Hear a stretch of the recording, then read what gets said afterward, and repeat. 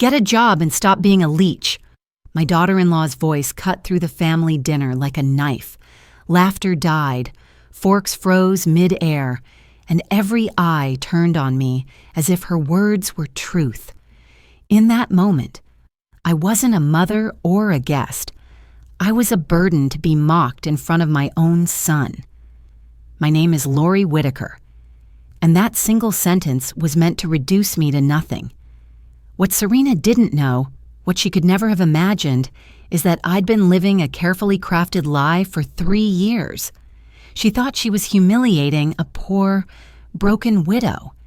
But she was really standing in the middle of a trap I'd built with patience, silence, and a promise that one day, kindness mistaken for weakness would reveal its true edge.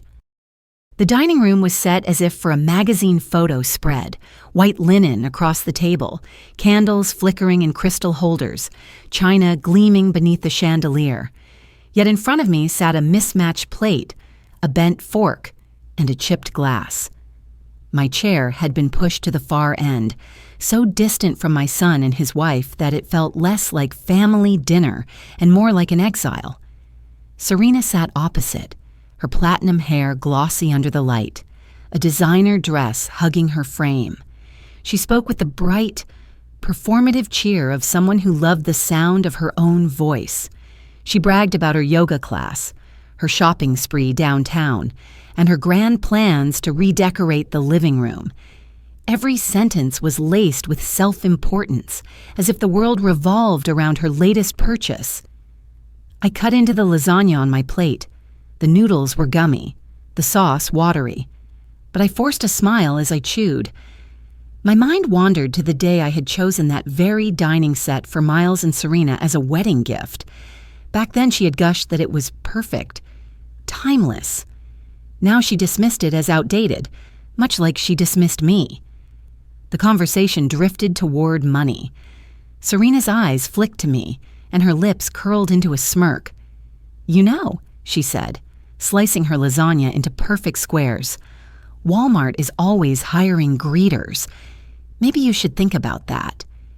It must be exhausting clinging to Miles all the time. At least then you'd have a purpose." The words landed like a slap. My son froze, his fork halfway to his mouth, but he said nothing. The silence stretched, heavy and suffocating. I let out a soft laugh, low and controlled, though something colder flickered in my eyes. Serena noticed. Her shoulders stiffened, as if she sensed a shift she couldn't name. I didn't rise to her insult. I didn't need to. When dinner ended, I gathered my coat slowly, deliberately, and walked to the door. Serena followed, her arms crossed, a triumphant little smirk tugging at her lips. I leaned close, my voice no louder than a whisper meant only for her. "Maybe you're the one who should start updating your resume." Her smirk faltered. I stepped out into the chill Minnesota night, the echo of her laughter finally gone. The dinner was over, but my words lingered in the air like a storm cloud, and for the first time, I saw unease flicker in Serena's confident mask. The walls in my apartment wore the city the way old hands wear winter, patched and peeling, a little tired at the seams. A second-hand sofa sagged beneath a quilt I'd found at a church sale. I shrugged into my frayed cardigan as the buzzer sounded and pressed the door open for Miles. He stepped in, eyes moving over the room with a quick sweep that tried to be neutral and failed. Pity isn't loud, but it's never silent. I headed to the kitchenette, ground beans from a tin. Most people would hide from company and let the aroma bloom. He watched me pour the coffee into a chipped white mug that had survived 3 apartments and a dozen small earthquakes no one else would have noticed. "Smells expensive," he said lightly. "Some things are worth doing right," I answered, handing him the mug. He sank into the couch, setting the cup carefully on a coaster as if too much pressure might snap the handle clean off. The radiator clanked a metallic rhythm. Outside, a snowplow scraped the street. I crossed to the bookcase.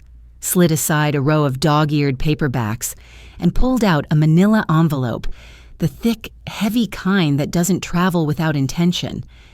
I sat beside him and placed it on his knees. "Read." He glanced up, uncertain, then lifted the clasp. Bank statements, trust schedules, appraisals, titles. The blind weight of numbers and signatures took the air from the room. He flipped through pages, faster, then slower, as if speed could change the ink. "5 million?" he whispered, then swallowed. "Mom, why are you living like this? And our house?" I kept my voice even. "River North Holdings, LLC. I'm the controlling member. You and Serena are guests there." I let the sentence land, soft as a dropped stone. He went still. If you've ever watched a bridge take on too much ice, you know that moment, the silent calculation, the first hairline fracture. He stared at the wall past me, as if there might be a door where no door existed. "I thought you—" He stopped, shook his head. "I thought you needed us." "I needed truth," I said. "I needed to know who loved me and who loved the performance of loving me." His jaw tightened, then loosened. "She said we were helping. She said you'd be lost without—" "People say many things when they're decorating the truth," I cut in gently. "Drink your coffee before it gets cold." He did. We sat that way for a while, two people on a tired couch listening to a tired radiator, the smell of good coffee rising from an ugly cup. He set the mug down again and rubbed his thumb over the thin crack in the glaze, as if fixing that one line might fix everything else. "What do you want me to do?" he asked finally. "Look carefully," I said. "Not at what she says, at what she does." His shoulders rose with a breath that didn't quite make it out. Outside. Another plow passed. Inside. Something shifted. The tilt of a son who had thought the ground beneath him was solid and had just learned it was a sheet of ice. When he stood to leave, he hugged me like a man stepping off a ledge who hasn't decided which way is down. At the door, he paused. "Is the coffee from that little roaster on Grand?" I nodded. He half smiled. "Of course it is." The door clicked shut, and the apartment returned to its usual quiet. I slid the envelope back behind the book spines. Some truths live best in plain sight, so long as no one knows where to look. Whispers travel faster than mail in a Minnesota winter. At the lobby, mailboxes. Mrs. Hargrove from 2B leaned close and said, "I worry about you, dear. People say you've been forgetting things." Her eyebrows made a little awning of concern. "I remember what counts," I told her, smiling. She relaxed, but the words kept circling after I'd stepped into the elevator. The next day, the mail carrier paused at my door, shifting from boot to boot. "You doing okay? Your daughter-in-law mentioned you might be having a tough time. If you ever need a wellness check, I can call it in." His kindness was real. So was the script he'd been handed. By afternoon, I had names. Serena's favorite elder law firm appeared more than once in my husband's old notes, the kind of place that spoke fluent guardianship, power of attorney, and polite theft.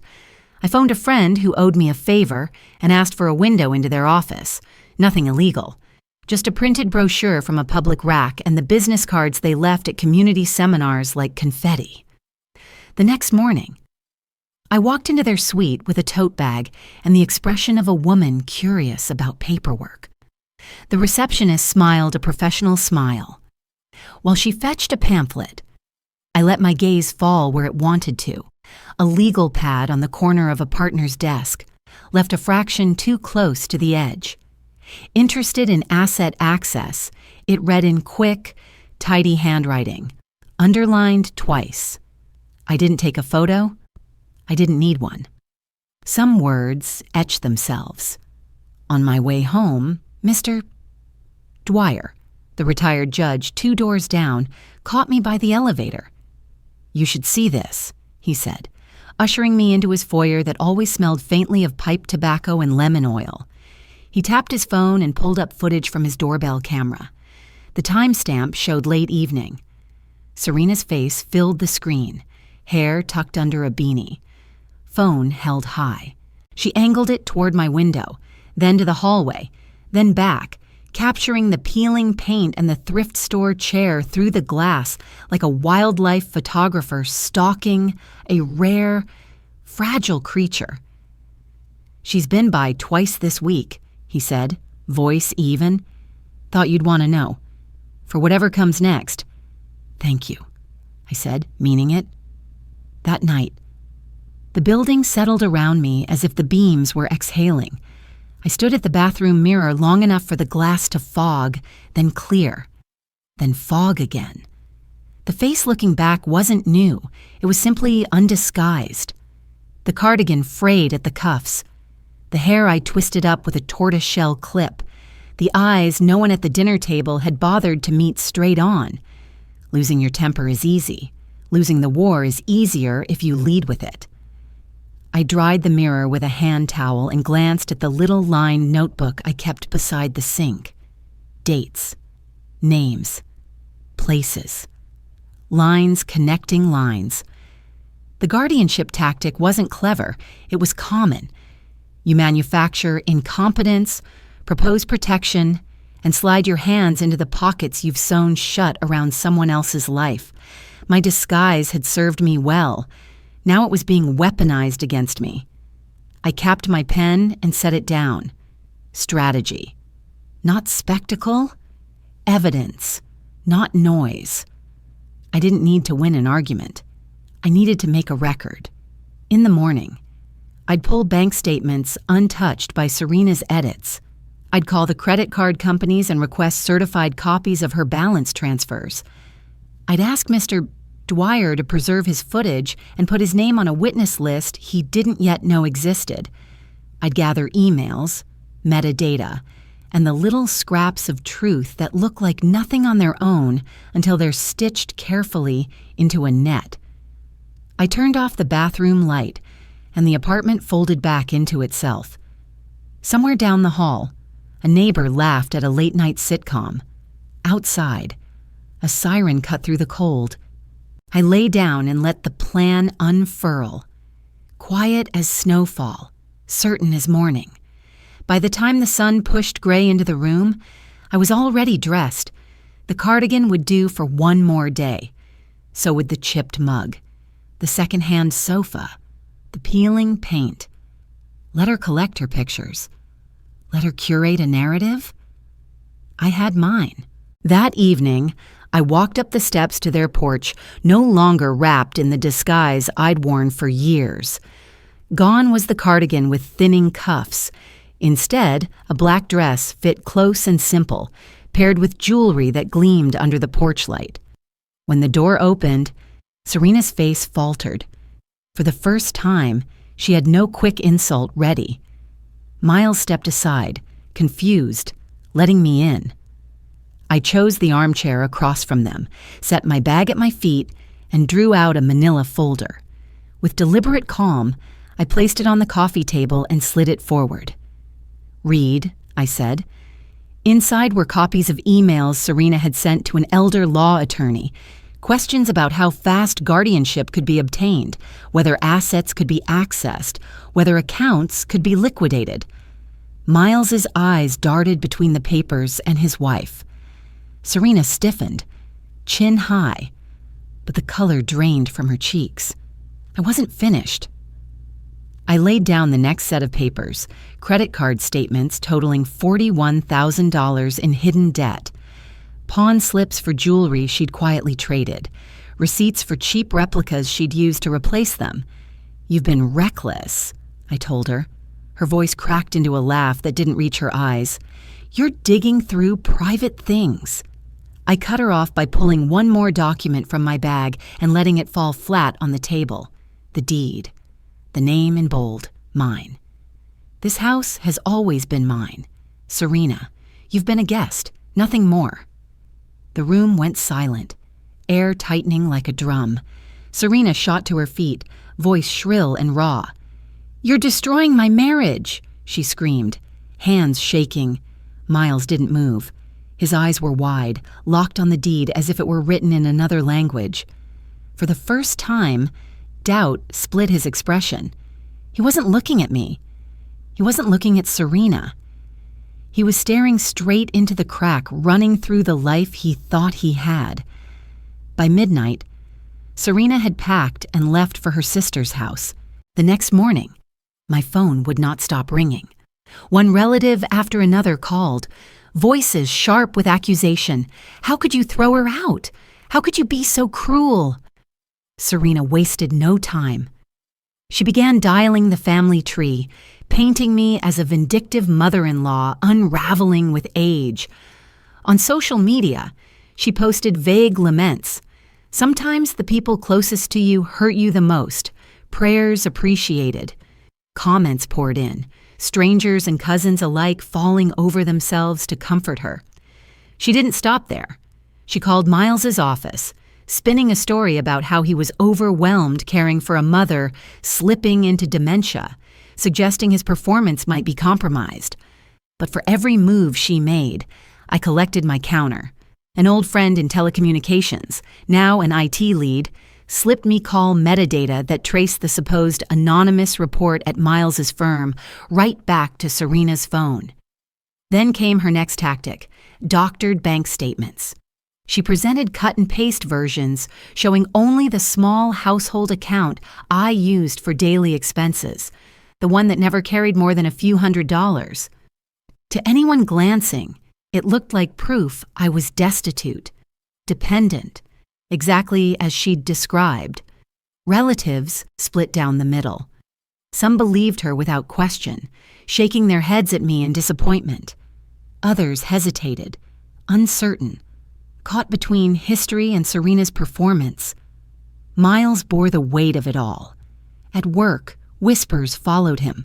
At home, the silence thickened. I watched him unravel, not because he didn't see the truth, but because he hadn't yet decided which truth he was brave enough to stand behind. And me, I didn't rush to defend myself. I saved each screenshot, each voicemail, each copied file.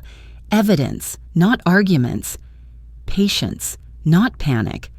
Because the thing about storms is this. You don't waste strength shouting at the wind. You wait, steady and still, until the moment it shifts. Then you strike with everything you've held back. The call came on a crisp autumn morning. Detective Alvarez's voice was clipped and direct. "Mrs. Whitaker, Serena Holloway has filed a complaint against you and your son. Allegations of elder abuse and financial exploitation. I'll need you to come in." I hung up slowly, then reached for a navy blazer I hadn't worn in years. By the time I stepped into the police station, Jonathan Reeves, my attorney, was already waiting, steady, briefcase in hand, eyes telling me he was ready for battle. Inside the interview room, Alvarez regarded me with the wary look of someone expecting to see a frail old woman. He slid a folder across the table. Outspilled photographs of my shabby apartment, peeling paint, the sagging sofa, the chipped coffee mug Serena had so carefully captured through someone's window. Behind them came photocopies of bank statements, altered to show only the daily account I used for groceries, its balance always thin. On top lay Serena's written words, dripping with false virtue. My mother-in-law is being controlled financially by her son, forced to live in substandard conditions. I've only ever tried to protect her. I felt Jonathan's hand brush against mine as he pushed another file across the table. "Detective," he said evenly, "here are the actual records." Pages of genuine bank statements, investment portfolios, and property deeds covered the table, each one a nail in Serena's coffin. Alvarez frowned, his pen halting mid-tap. Jonathan wasn't finished. From another folder came a report by a private investigator, Serena's emails to an elder law attorney, her questions about how to secure guardianship, how to access assets, how quickly the process could be pushed through. Then he revealed the notary log, official proof that Serena had once brought in a power of attorney form, pre-filled, trying to get it stamped under my name. The detective leaned back, silent now, the weight of the evidence pressing against his disbelief. His skepticism drained from the room, replaced by a dawning realization. I folded my hands and looked him squarely in the eye. The woman who claims to be protecting me is the one who tried to strip me of everything, and anyone who thinks they can turn me into a victim will find themselves answering to the law. Alvarez closed the file slowly. We'll pursue this. Mrs. Whitaker, you have my word. As I walked out into the crisp air, I felt the first real shift of power. The battle had moved beyond whispers and staged pity. It was now in the hands of the law, and I had come armed with the truth. The Rotary Gala glowed under chandeliers, the kind of night where reputations were polished like silver. I arrived in a gown of deep navy, my hair swept into a simple bun, pearls at my ears. The room stirred as I entered, voices calling my name, hands extended in greeting, people thanking me for co-chairing the city's scholarship fund. Across the hall, Serena stepped in on her sister's arm, wrapped in a glittering dress that shouted for attention. She smiled too brightly, chin lifted, hoping to seize the spotlight, but no one was looking at her. The applause, the admiration, the nods of respect belonged elsewhere. As I stood at the podium, speaking of opportunity and education, the room erupted in warm applause. When I stepped down, an older benefactor leaned close and murmured, "Your daughter-in-law once wrote me. Claimed she was managing your care, asked for a grant on your behalf." The words landed like a final stone placed into the wall of evidence. I already knew the truth. Now the world around me was beginning to see it too. Serena's schemes weren't confined to whispered lies or hidden emails. She had dragged my name through mud for her own profit. From the corner of my eye, I saw Miles. He stood rigid, glass forgotten in his hand, his face pale as the realization sank in. For the first time, his gaze on Serena held no trace of love, only the shock of betrayal. Serena shifted uncomfortably, forcing a brittle laugh, but it was no use. The room no longer bent to her charm. I laid a hand on my son's arm, leaned close enough that only he could hear. "It's time to decide, sweetheart. Do you choose the family that's real, or the illusion she's spun around you?" His silence was heavy, but the way his eyes locked on his wife told me everything. The mask had slipped, and for Miles, there would be no going back. The knock came at dawn, sharp and unyielding, rattling the front door of Serena's sister's house. Moments later, the entryway filled with uniforms, 2 officers, a plainclothes detective, and a representative from the district attorney's office. Family members crowded in the hallway, their faces pale as the lead officer stepped forward. "Serena Holloway," he said firmly, "you're under arrest for filing a false police report, attempted fraud, and identity misuse." The words cut through the air like a blade. Serena froze, then lashed out, her voice rising into a frantic pitch. "This is insane! I'm the victim here!" She jerked against the officer's grip, but the cuffs snapped shut around her wrists, the sound echoing louder than her protests. Her sister gasped, demanding explanations. Cousins and in-laws, the very people Serena had charmed with her sob stories, stood stunned as the scene unfolded. Just the night before, she had painted herself as the wounded heroine. Now, in front of them all, she was the accused. Serena's hair clung to her face as she twisted and shouted, mascara smudging under her eyes. "You don't understand. They've set me up. This is all lies." But the officers held firm, reading her rights in calm, even tones that only deepened her panic. I stood a few steps back, watching, not with triumph, but with the quiet gravity of someone who had waited a long time for truth to surface. My eyes shifted to Miles. He was motionless, his mouth parted, disbelief written across his face. Years of denial, years of silence, every one of them cracked open in that single moment. As they pulled Serena toward the door, she twisted her head and screamed, voice raw and venomous. "This isn't over. Do you hear me? I'll destroy you all." The promise hung in the air like smoke, poisonous and lingering, even as the squad car door slammed shut behind her. Miles collapsed onto the sofa, burying his face in his hands. His shoulders shook, and the sound of his sobs filled the room. He looked up finally, his eyes red, his voice breaking. "Mom, I'm sorry. I'm so sorry I let her hurt you for 3 years. I should have seen it. I should have stopped it." I crossed the room and wrapped my arms around him, pulling him close as if he were still the little boy who once brought me dandelions from the yard. "What matters?" I whispered against his hair, "is that you see it now. You've woken up, and that's enough." The morning light streamed through the curtains, illuminating the dust in the air. Outside, the squad car drove away, taking Serena with it. Inside, a mother and son clung to each other, the wreckage of a marriage scattered around them, but something stronger beginning to take root, the fragile, necessary work of healing. The courthouse was crowded that morning, every bench filled with curious faces and folded arms. The fluorescent lights above cast a cold, unforgiving glow over the room, stripping away any illusion of warmth. This was no dinner table where Serena could perform her victimhood, no social media stage where sympathy flowed like cheap wine. Here, the only currency was evidence. The bailiff called the case, and Serena was led in wearing a plain suit that did little to disguise the cuffs of tension at her wrists. She avoided my gaze, though I could feel the weight of her presence pressing toward me like smoke.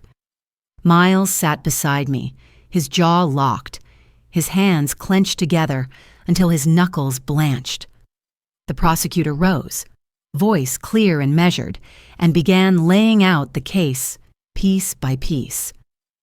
First came the emails, Serena's words in black and white, asking an elder law attorney about guardianship procedures, how quickly she could gain access to my estate, how assets might be liquidated without delay. The jury listened, eyes flicking between the screen where the documents were projected and the woman at the defense table. Then the notary log appeared, showing Serena had attempted to notarize a power of attorney form in my name, a simple entry in ink, but devastating in its implication. The prosecutor moved on to metadata, digital fingerprints tracing calls Serena made to Miles's employer, calls she had claimed were anonymous. The pattern was undeniable, each timestamp lining up with the harassment Miles endured at work. Next came the financial wreckage, credit card statements revealing more than $40,000 in hidden debt, pawn slips for jewelry swapped out for worthless replicas, and receipts to prove it.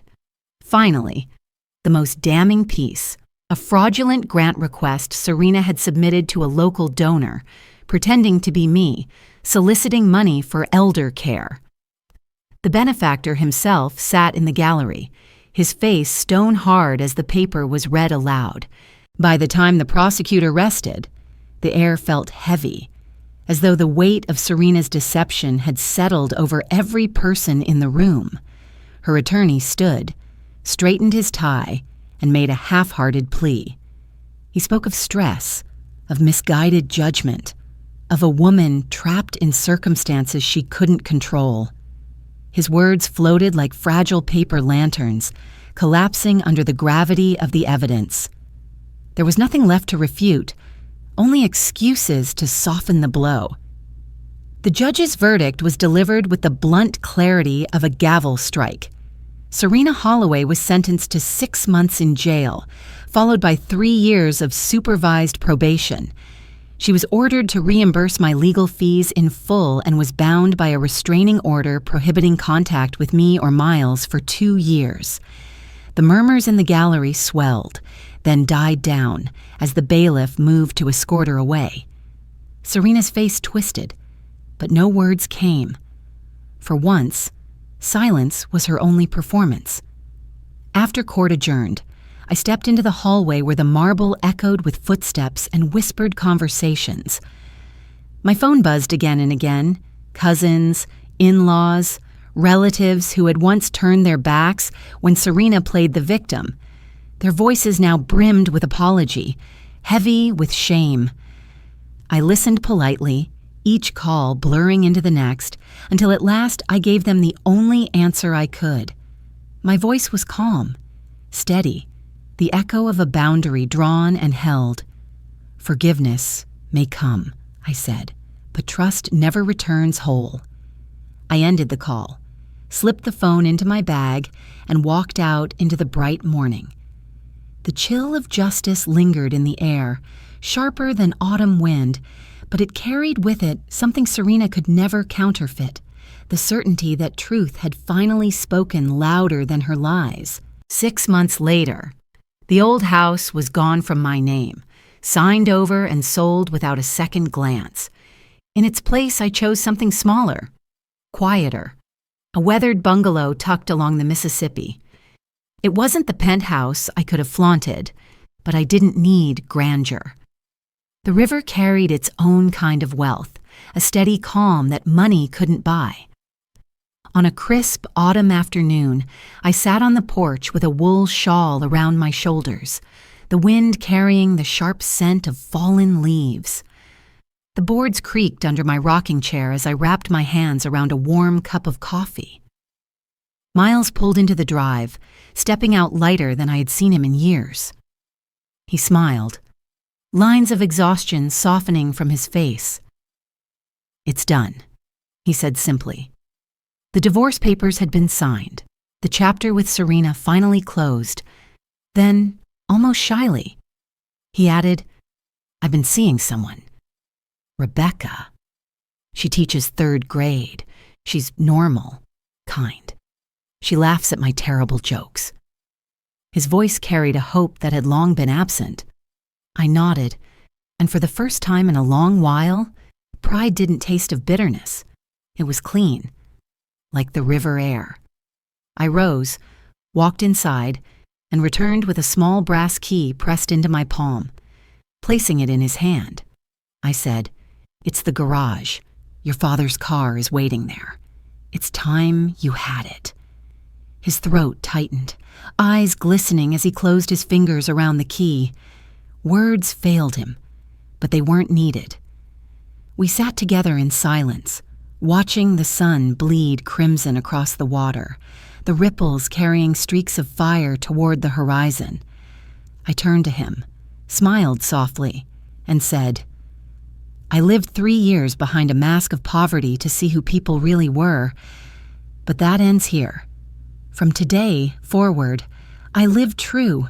No more hiding, no more bending so others won't sneer. Just me, as I am."